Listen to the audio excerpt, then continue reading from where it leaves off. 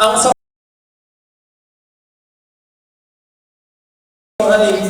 gusto ko bukas magiging successful ako.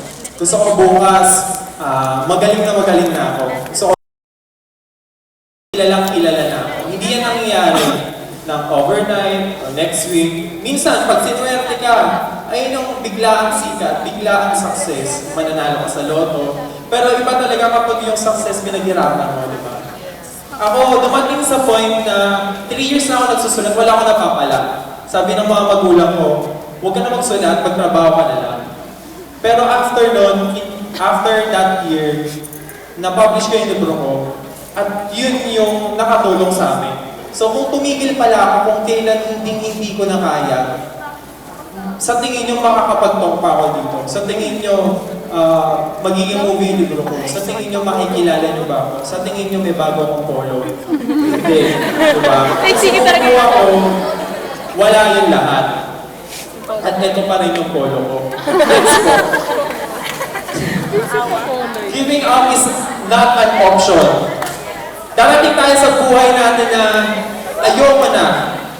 Ayoko na kasi niloloko niya lang ako eh. Ayoko na kasi bagsak naman ako dito eh.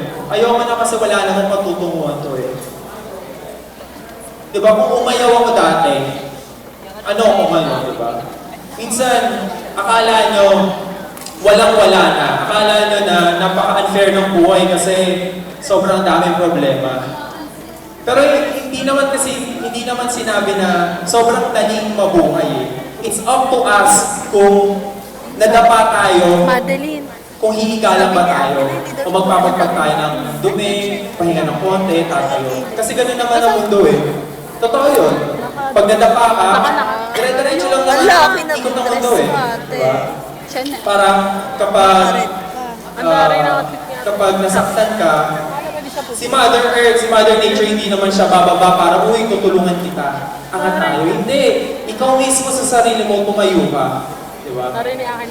Kaya, kung kakayanin nyo, kung bakit kayo nagsimula, tapos feeling nyo, hindi nyo na kaya, isipin nyo, kung ano ba yung rason, kung bakit nyo ginagawa yung bagay ngayon. Diba? Isipin nyo kung ano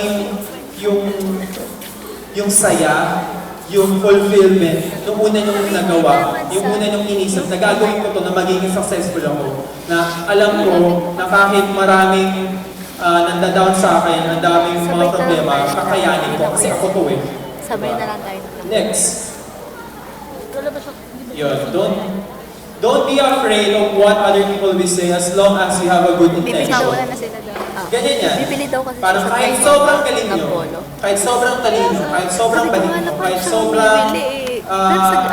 sobrang the best ka, lahat may masasabi pa rin yung tao sa'yo. May gawin ka, may masasabi sila. Wala kang gawin, may masasabi sila. Bakit mo naman i-depende yung sarili mo sa sasabihin ng ibang tao? Diba? E di naging public ka. Diba? Minsan natatakot tayo subukan ng isang bagay kasi natatakot tayo sa iisipin ng iba, na sasabihin ng pamilya mo, sasabihin ng mga kaibigan mo, iisipin ng mga tao sa paligid mo. So hindi mo nagagawin. So yung passion mo, mamamatay. Kaya ang importante, wala kayong nakapakan tao. Ang importante, maganda yung intention mo. Gawin mo lang ng gawin yan. Marami talagang taong hindi makakaintindi sa'yo. Pero sila ba yung importante? Sila ba yung kailangan mong pansinin?